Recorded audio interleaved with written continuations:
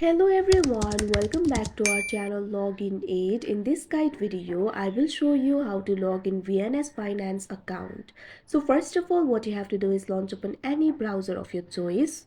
You can see over here I've opened Google Chrome. Now tap on the search bar. Now what you have to do is type in vnsfin.com.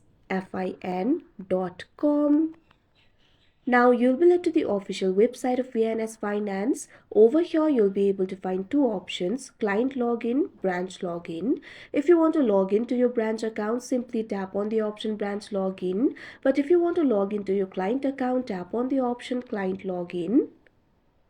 Now you can see over here you'll be led to the official login interface of client login. From here you'll be able to log into your account. You'll have to enter your client ID. So simply tap on the field of client ID. Now enter your client ID over here. The client ID should be in uppercase. Now after that you'll have to enter your password. Keep in mind the password is case sensitive.